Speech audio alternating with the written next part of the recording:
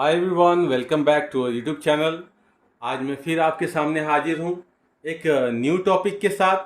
जैसा कि आप लोग जानते हैं कि अभी लाइट का चैप्टर चल रहा है और ये लाइट जो है आपका फर्स्ट समेटिव का चैप्टर है। लेकिन इसे फर्स्ट समेटिव ना समझें, क्योंकि जो सेंटअप एग्ज़ाम होगा या माध्यमिक एग्ज़ाम होगा सारे चैप्टर्स को लेकर के होगा।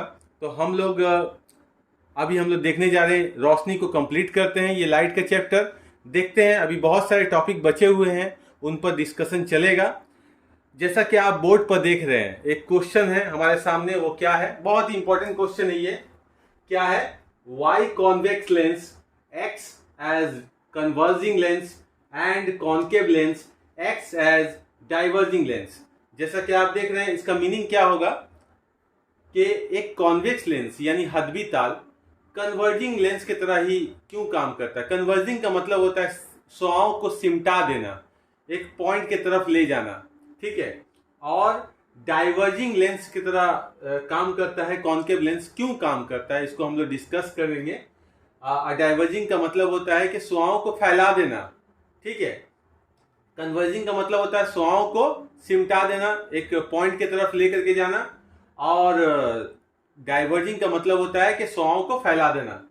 नक्शा में आप देख रहे हैं 5 नक्शा यहाँ पे बना हुआ है, 5 फिगर्स हैं यहाँ पर। पहला जो फिगर है उसको हम लोग देखते हैं। एक कॉन्वेक्स लेंस कन्वर्जिंग लेंस की तरह क्यों काम करता है और एक कॉन्केव लेंस डाइवर्जिंग लेंस की तरह क्यों काम करता है, इसको हम लोग डिस्कस करने जा रहे हैं। चलिए देखते हैं। देखिए यहाँ पर कॉन्वेक्स लेंस में मैंने एक नक्शा बनाया हुआ है।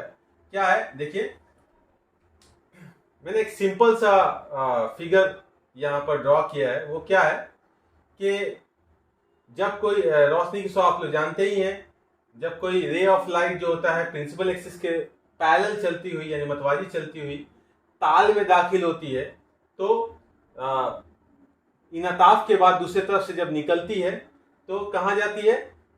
प्रिंसिपल एक्सिस को एक खास नुक्ता पर किधर कहते हैं, उसे क्या कहते हैं? मास्का कहते हैं। तो यहाँ पे देखिए, ये शुआ जो दाखिल हो रही है प्रिंसिपल एक्सिस को काटते हुए आगे बढ़ रही है। ये भी शुआ प्रिंसिपल एक्सिस को काटते हुए कहां पे काट रही है? एफ नुक्ता पर। और भी शुआएं अगर हम लेंगे डिफरेंट एंगल्स पर, तो वो भी प्रिंसिपल एक्सिस को ही काटते हुए आगे बढ़ेगी, ठीक है। और यहाँ पर देखिए कॉन्केव लेंस इसका ठीक उल्टा है। इसमें क्या है कि शुआएं जब मतवाजी शुआएं जब कॉन्केव लेंस में दाखिल हो रही है तो वो प्रिंसिपल एक्सिस को काटने के बजाय वो उल्टा फैल जा रही है। ये शुआएं कभी काटेंगी? प्रिंसिपल एक्सिस को नहीं काटेंगी, ये फैल गई हैं, डाइवर्ज हो गई। इसको बोलते हैं डाइवर्ज होना, ठीक है। यही टर्म डाइवर्जिंग, ठीक है। ये डाइवर्जिंग रेज हो गए हैं, ये कन्वर्जिंग रेज हो गए हैं। यहाँ पर एक नुक्ता पर सिमट गए ये रेज आकर के काट रहे हैं। तो आप देखिए, एक कॉन्वेक्स लेंस कन्वर्जिंग लेंस की तरह काम कर रहा है और एक कॉन्केव लेंस डाइवर्जिंग लेंस की तरह काम कर रहा है। क्यों काम कर रहा है? ठीक है। ये जो लेंस है ये हवा में लिया गया, मतलब ये जितना भी शुआएं दाखिल हो रही हैं लेंस को हवा में रखा गया है, ठीक है। तो यानी शुआएं लतीफ वास्ता से गिलास शीशा से बने हुए ताल में दाखिल हो रही है, लेंस में दाखिल हो रही है, गिलास में दाखिल हो रही है। यानी एयर जो है लतीफ वास्ता है और गिलास जो है कसीफ वास्ता है, यानी लतीफ से कसीफ में दाखिल हो रही है, ठीक है। तो आप देखिए यहाँ पर हम लोग अपना सवाल का जो आंसर है उसको हम लोग कंप्लीट करने से पहले आप पहले ये 5 नंबर फिगर पर ध्यान दीजिए। या एबीसी एक प्रिज्म है जो आप देख पा रहे हैं। बाहर में क्या है? हवा है जो कि रेयर मीडियम है, और अंदर में क्या है? गिलास है जो कि डेंसर मीडियम होता है। गिलास हवा के मुकाबले में कसीफ होता है। तो जब शुआएं दाखिल होती हैं लतीफ वास्ता से कसीफ वास्ता की जानिब, तो कसीफ वास्ता में तो क्या होता है? ये शुआएं अमूद की जानिब झुक जाती हैं। सबसे पहला जो रिफ्लेक्शन वाला जो वीडियो होगा उसमें मैंने बताया है, आप देखिएगा, मेरे सारे वीडियोस को आप देखिएगा, ठीक है। तो यानी लतीफ वास्ता से कसीफ वास्ता में अगर शुआएं दाखिल होती हैं रोशनी की, तो वो अमूद की जानिब क्या होती हैं? झुक जाती हैं। तो ऐसा होने पर देखिए आप, ये शुआएं जो दाखिल हो रही हैं ये प्रिज्म का बेस है, बीसी, ठीक है ना, बेस है। तो ये शुआएं किधर की तरफ जा रही है? बेस की तरफ झुक रही है ना। और उल्टा जब बाहर निकल रही है यानी कसीफ से लतीफ की तरफ, तो ये यहाँ पर एक अमूद अगर दे देते हैं यहाँ पे भी अमूद दे देते हैं, तो समझ में आ जाएगा। तो देखिए ये जो दाखिल हो रही है लतीफ से कसीफ में, तो ये सुआ अमूद की जानिब झुक गई है। फिर जब गिलास से बाहर निकल रही है सुआ इनाताफ के बाद यानी हवा में, तो इस वक्त हालत क्या हो जाए, कसीफ से लतीफ में दाखिल हो रही है। यहाँ देखिए अमूद से दूर हटती है। आप लोग जानते हैं जब सुआएं कसीफ से लतीफ में दाखिल होती हैं वास्तव में तो अमूद से दूर हट जाती हैं।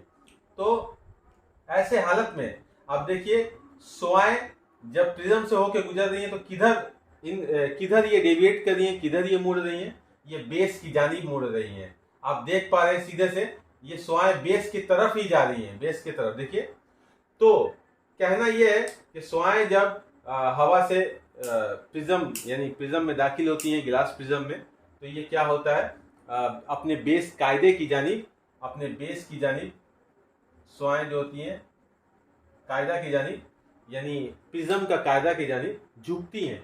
तो आप देखिए अब फिगर पर गौर कीजिए, 3 नंबर फिगर पे आप लोग गौर कीजिए कि एक ताल जो होता है ना वो भी छोटे छोटे प्रिज्म से अगर हम इसको बांट दें छोटे छोटे प्रिज्म के हिस्सों में, तो ये देख रहे हैं यहाँ प्रिज्म की शक्ल में, यहाँ पर प्रिज्म ऊपर में नीचे में बीच में भी उसी शक्ल में है, उसको हम लोगों ने क्या किया बांट दिया है।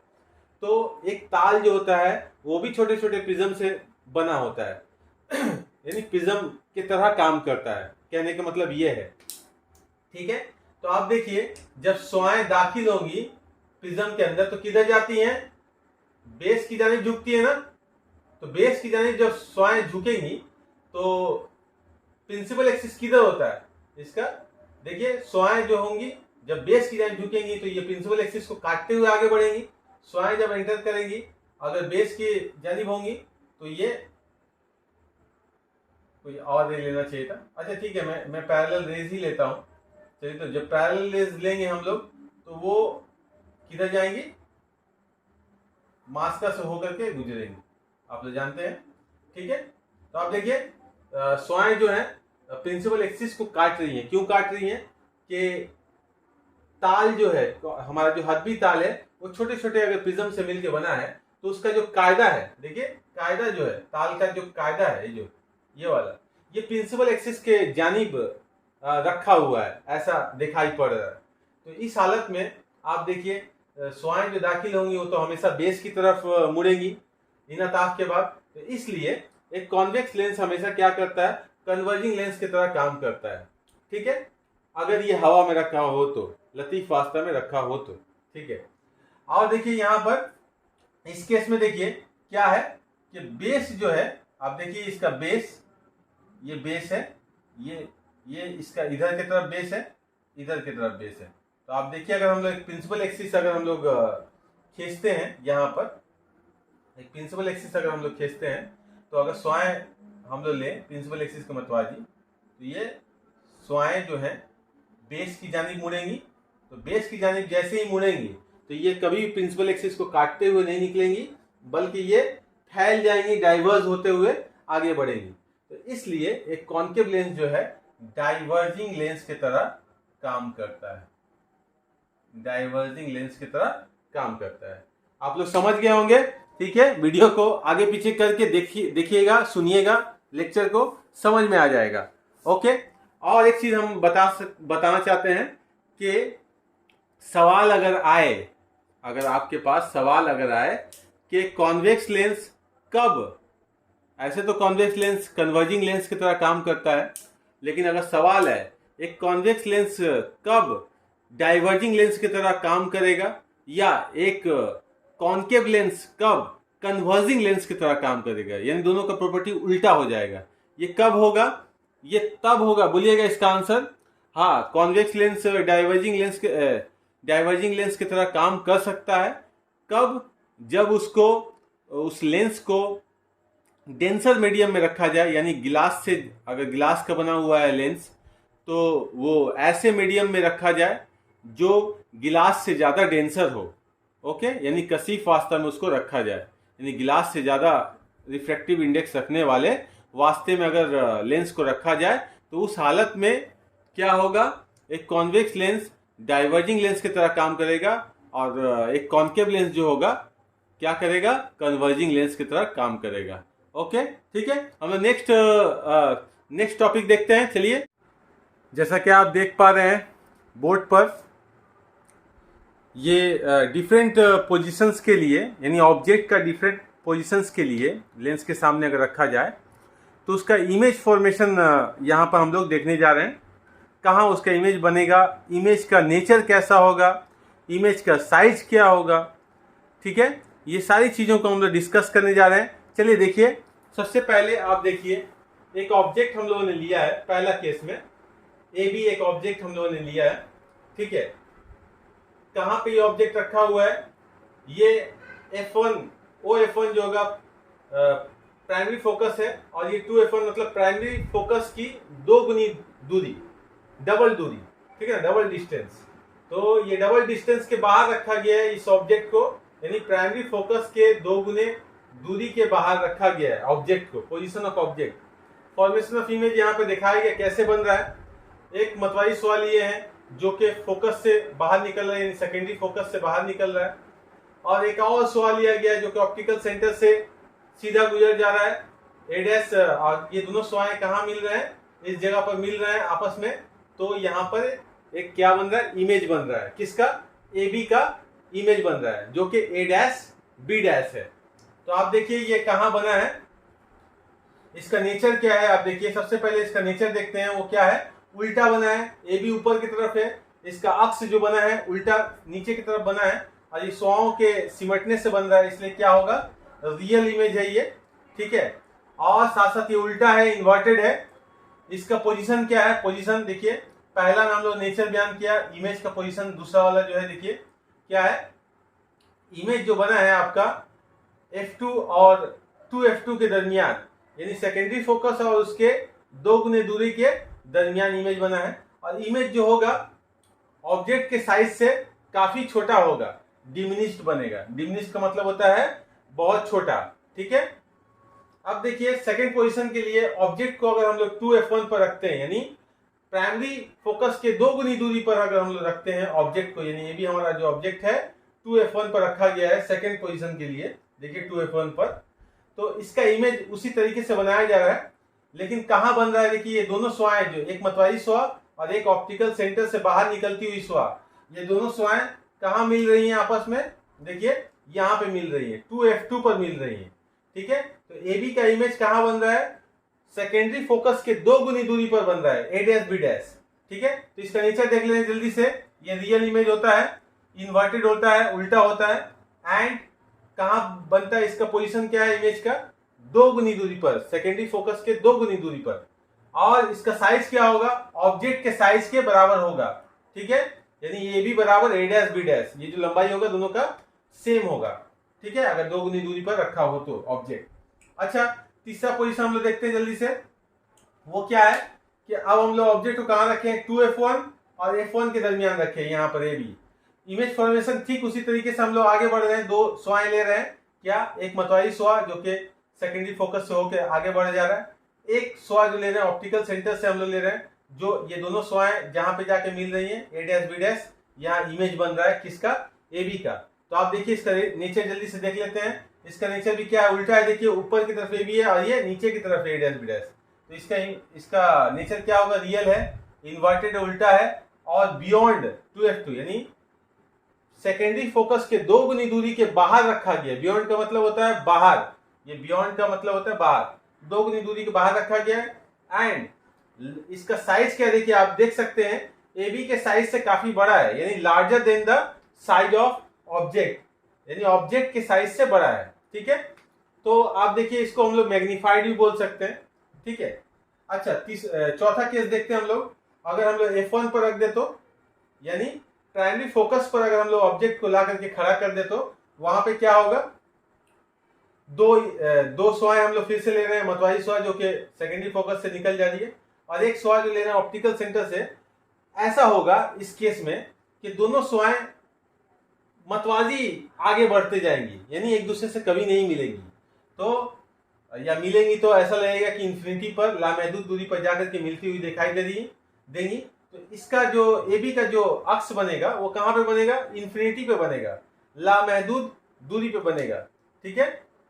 तो यहाँ पे देखिए इसका इमेज फॉर्मेशन, इसका जो इंफॉर्मेशन है अबाउट द इमेज क्या है, रियल इमेज बना है, एंड इन्वर्टेड उल्टा बना है, एट इन्फिनिटी बना है यानी लामहदूद दूरी पर, और इसका जो साइज होगा जो लामहदूद दूरी पर इसका AB का अक्ष जो बनेगा वो बहुत बड़ा साइज होगा यानी हाईली मैग्नीफाइड होगा। ठीक है, तो देखिए ये हम लोग 4 पोजीशन देखा। अभी एक 5वां पोजीशन है, इसको मैं मिटा रहा हूं जल्दी से। वो 5वां पोजीशन में आपको यहाँ पे बता देता हूं, जो कि बहुत इंपॉर्टेंट है एग्जाम के लिए। इस पर एक और सवाल बन जाता है। ठीक है, सबसे पहले उसको हम लोग देख लेते हैं, इसका पोजीशन पर कहाँ क्या नेचर होगा, कहाँ बनेगा इमेज। तो देखिए इसको यहाँ पर एक हम लोग लेंस ड्रॉ कर लेते हैं, कॉन्वेक्स लेंस। ठीक है, एक प्रिंसिपल एक्सिस ड्रॉ कर लेते हैं, यहाँ पे लिख देते हैं कहाँ,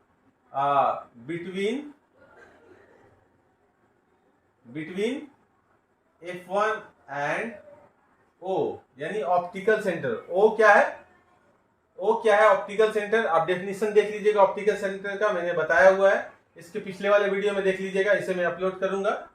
ठीक है आप देखिए F1 यहां दे रहे हैं हम, यहां पर हम एक ऑब्जेक्ट को ले लेते हैं हम लोग। ठीक है, ये मान लीजिए इसको 2F1 दूरी हम ले लेते हैं। देखिए यहाँ 2F1 दूरी कर देते हैं। ठीक है, यहाँ पर भी हम ले लेते हैं F2। ठीक है, और ऊपर लिख देते हैं F2, और एक लिख देते हैं हम लोग यहाँ पर 2F2। ओके, ठीक है, ये 2 गुनी दूरी। एक मतवारी स्वा पहले लेंगे। ठीक है, ये मतवारी स्वा कहाँ से निकलेगी, F2 से पास कर जाएगी आगे की तरफ, और एक हम लोग लेंगे ऑप्टिकल सेंटर से जो कि ऐसे निकल जाएगी। ये स्वाएं कुछ इस तरह से हैं कि फैल जा रही है, एक दूसरे से दूर हट करके आगे बढ़ रही है। तो ये स्वाएं कभी भी आपस में मिलेंगी नहीं। तो ये कहाँ मिलेंगी, इस स्वा को हम लोग पीछे की तरफ बढ़ाते हैं। ठीक है, देखते हैं कहाँ मिलेगी। अगर हम लोग इसको बढ़ा देते हैं पीछे की तरफ, तो आप देखिए इसको भी अगर हम लोग पीछे की तरफ बढ़ाते हैं, देखिए कहाँ मिल रही है, जहां मिलेंगी वहां पर इसका अक्ष बनेगा। तो मान लेते हैं यहाँ मिल रही है स्वाएं, तो ये AB का अक्ष कहाँ बनेगा, ये जो हम लोग ऑब्जेक्ट लिए हैं AB मान लीजिए, तो इसका अक्ष बनेगा यहाँ पर A डैश B डैश। तो देखिए यानी इस केस में ऑब्जेक्ट क्या हुआ है, सीधा बना है। तो आप देख पा रहे हैं। तो इसको हम लिखेंगे कैसे, इसका इंफॉर्मेशन क्या लेंगे, इमेज का इंफॉर्मेशन कुछ इस तरह से होगा, क्या वर्चुअल इमेज बना है यानी मिजाजी अक्ष बना है, यहाँ पर सीधा है। सीधा है मतलब इरेक्ट है, 100 के फैलाने से बना है ये। ठीक है, और सीधा है, जिस जानिब ऑब्जेक्ट रखा गया है उसी जानिब इसका अक्ष भी बना है। और क्या है, इसका क्या लिखेंगे, साइड मैग्नीफाइड बना है यानी बड़ा बना है, यानी ऑब्जेक्ट AB इतना छोटा है, इसका साइज इतना बड़ा दिखाई दे रहा है, मैग्नीफाइड बना है। ठीक है, अब पोजीशन क्या है, पोजीशन क्या है, चीज की तरफ। पोजीशन क्या है, चीज की तरफ ये अक्ष बना है, जिस जानिब ऑब्जेक्ट को रखा गया है उसी जानिब इसका अक्ष बना है, A डैश B डैश। ठीक है, देख लिया आप लोगों ने इसे। अब देखिए इस पर क्या क्वेश्चन आता है। इस पर क्वेश्चन आता है कि मैं मिटा देता हूं इसे, थोड़ा सा मैं मिटा देता हूं। ठीक है, यहां से मिटा देता हूं, चलिए इसको मिटा देता हूं। बहुत इंपॉर्टेंट क्वेश्चन है ये वाला जो मैं अभी बोलने जा रहा हूं, आपसे डिस्कस करने जा रहा हूं, उसको आप लोग गौर फरमाइएगा, जरूर देखिएगा इसको। देखिए वो क्वेश्चन क्या है कि एक कॉन्वेक्स लेंस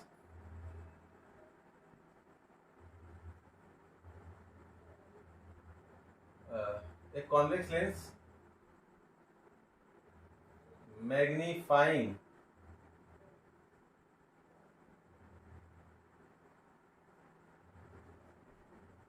गिलास की तरह, मैग्नीफाइंग गिलास की तरह, या इसको बोलते हैं या इसको पहले हम लोग कंप्लीट कर देते हैं, मैग्नीफाइंग गिलास की तरह काम करता है।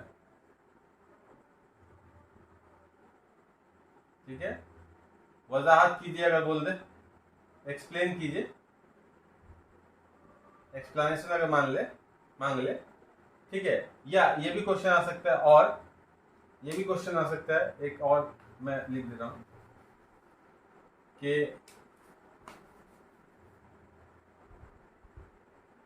एक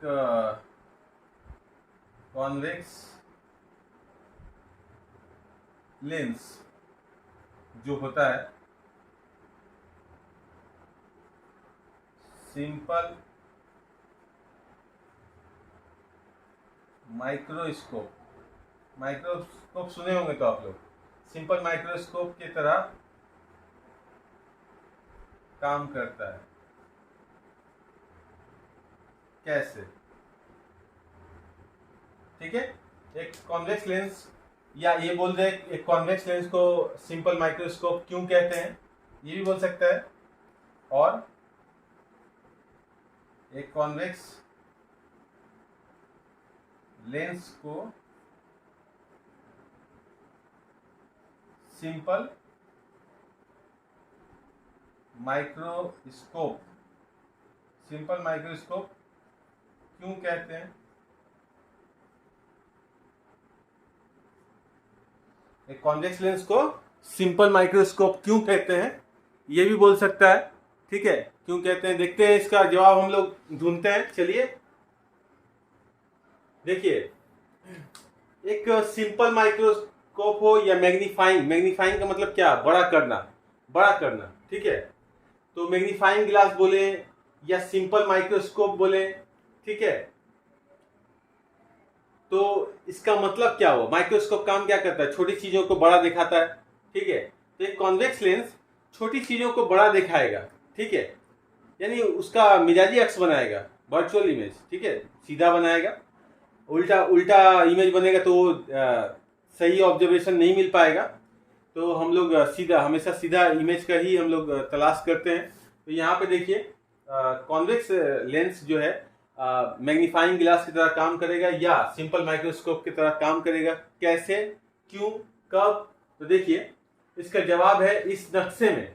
इस नक्शा में क्या दिखाया जा रहा है, एक ऑब्जेक्ट को प्राइमरी फोकस और बसरी मरकज के अगर दरमियान रख दिया जाए तो इसका एक मैग्नीफाइंग इमेज बनता है। मैग्नीफाइंग इमेज मतलब एक बड़ा इमेज बनता है, और वो इमेज का नेचर क्या होता है, वर्चुअल इमेज बनता है, यानी मिजाजी अक्ष बनता है।